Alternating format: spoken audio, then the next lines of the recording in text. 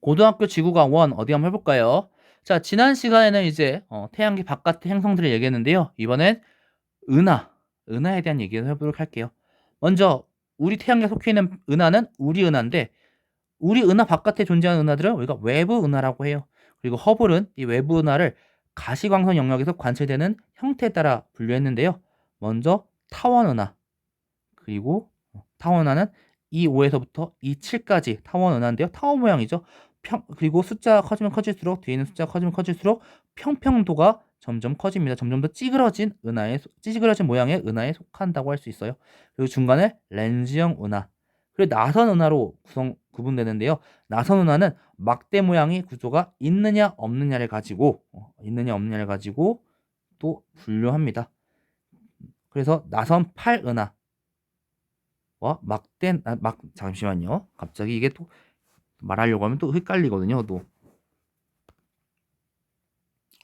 은하에 대해서는 우리가 지구과학 2에서 좀 더 자세히 알아보긴 할 건데, 얘기가 나온 김에 조금 말씀드리면,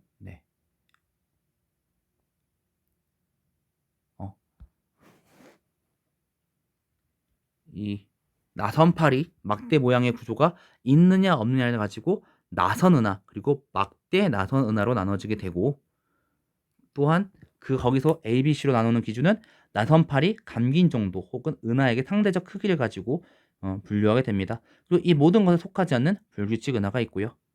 우리 은하는 막대 나선 모양 은하에 속하게 되는데요. 가운데는 볼록하게 부풀어 오른 중앙 팽대부가 있고,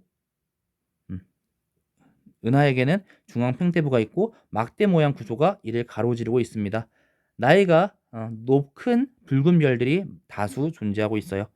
은하 원반에는 막대 구조 양끝에 나선판이 뻗어 있는 구조로서 나이가 어린 젊은 별들이 많고요. 성간 물질이 많습니다.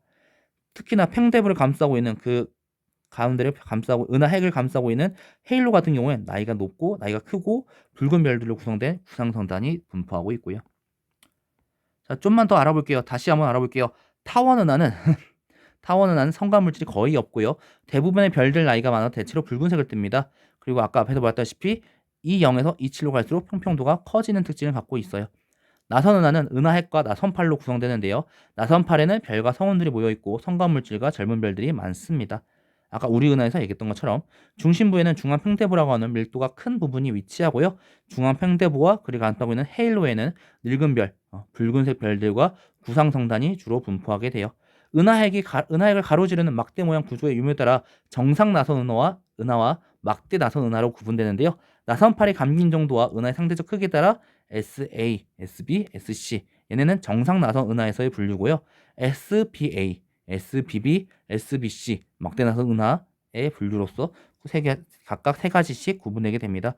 이것들 모두 속하지 않는 은하들, 불규칙 은하인데요. 규칙적인 모양을 보이지 않거나 비대칭적인 은하로서 성간 물질이 많고요. 새로운 별의 탄생 비율이 높고 젊은 별들이 많이 분포합니다. 이렇게 모양으로 또 하나 분류할 수 있냐 하면은 또 특이한 은하들이 있어요. 자, 전파 은하 같은 경우에는 일부 은하에 비해 전파 영역에서 매우 높은 에너지를 방출하는 은하입니다. 중심부를 기준으로 강력한 물질 흐름인 Z가 관측되게 돼요. 이 전파 은하는 어느 방향에서 관측하냐에 따라서 우리가 이제 이동해서 볼 수는 없기 때문에 은하가 우리 지구를 향해 어느 방향을 보여주냐에 따라서 관측되는 모양이 다른데요. 가운데 에너지 방출액인 핵이 있고요. 양쪽에 Z, 로브가 있네요. 한쪽에서 보면 일직선으로 수평하게 보면 은하의 모양과 수평하게 보게 되면은 전파 영역에서 핵이 뚜렷한 전파 은하로 관측되게 되고요.